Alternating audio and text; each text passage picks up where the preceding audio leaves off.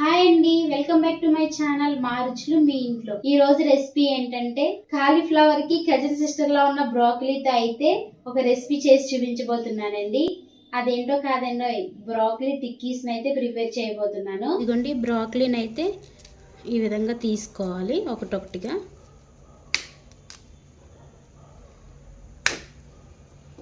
ఇప్పుడు క్లీన్ చేసేసుకుని ఈ బ్రోకలీని అయితే చిన్న ముక్కల కింద కట్ చేసుకున్నాము. ఇట్లా ముక్కల కింద కట్ చేసేసుకొని మిక్సీ పట్టుకోవాలండి. ఫైన్ చాప్ కింద చేసుకున్నా పర్లేదు, లేదా మిక్సీ పట్టినా పర్లేదు. ఇదిగోండి, బ్రోకలీ ముక్కలను అయితే ఇలా చిన్న చిన్న ముక్కల కింద కట్ చేసేసాను. కట్ చేసుకున్న బ్రోకలీ ముక్కలను అయితే మిక్సీ జార్లో వేసుకుందాము. ఇప్పుడు మిక్సీ వేసి తీసుకొస్తానండి.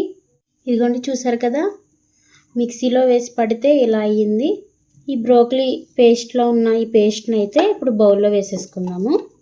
మిక్సీ పట్టుకున్న ఈ బ్రోకలీ తురుములో కట్ చేసుకున్న కొన్ని ఉల్లిపాయ ముక్కలు వేసుకోవాలండి. చిన్న ఉల్లిపాయని, మీడియం సైజు ఉల్లిపాయని అయితే నేను చిన్న ముక్కల కింద కట్ చేసి వేసుకుంటున్నాను. అలాగే కట్ చేసుకున్న ఒక పచ్చిమిరపకాయని అయితే వేసుకుంటున్నాను. చిన్న చిన్న ముక్కల కింద కట్ చేశాను పచ్చిమిరపకాయ ముక్కలను కూడా. అలాగే తురుముకున్న కొంచెం క్యారెట్ తురుముని వేసుకోవాలి. అలాగే ఫైన్ చాప్ చేసుకున్న కొంచెం కొత్తిమీర వేసుకోవాలి. ఇప్పుడు దీనిలోనే ఒక 1/2 టేబుల్ స్పూన్ పసుపు వేసుకోవాలి. ఒక 1/2 టేబుల్ స్పూన్ కారం వేసుకోవాలి. నేను ఎలాగ పచ్చిమిర్చి వేసాను కదండి, అందుకని చెప్పేసి తక్కువగానే వేసుకున్న కారం. అలాగే టేస్ట్కి సరిపడా సాల్ట్ వేసుకోవాలి. 2 టేబుల్ స్పూన్స్ శనగపిండి వేసుకోవాలండి. ఇప్పుడు శనగపిండి, సాల్ట్, కారం అన్నీ మిక్స్ అయ్యేలా కలుపుకోవాలి.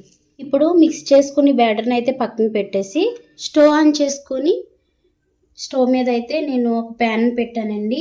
ప్యాన్ అయితే వేడైందండి. ఇప్పుడు దీనిపైన కొంచెం ఆయిల్ వేసుకోవాలి. ఇప్పుడు కలుపుకున్న ఈ బ్రోకలీ బ్యాటర్తో అయితే ఈ విధంగా టిక్కీస్ కింద చేసుకోవాలండి.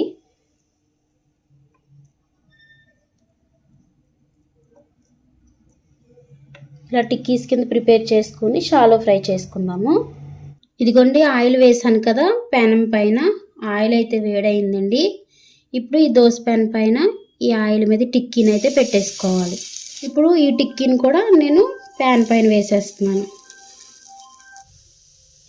ఇదిగోండి, ఒకవైపు అయితే ఫ్రై అయి ఉంటాయి, రెండో వైపుకి వీటిని టర్న్ చేసుకుందాము. ఇదిగోండి, చూసారు కదండి ఎంత మంచిగా కలర్ వచ్చాయో. ఇప్పుడు వీటిని కూడా రెండో వైపు మంచిగా ఫ్రై చేసుకుందాం. ఇదిగోండి, రెండో వైపు కూడా మంచిగా కలర్ వచ్చేసాయి. ఇదిగోండి, చూస్తున్నారు కదా, మంచిగా ఫ్రై అయిన టిక్కీస్ని అయితే ఇప్పుడు ప్లేట్లో తీసేసుకుని సర్వ్ చేసుకుందామండి.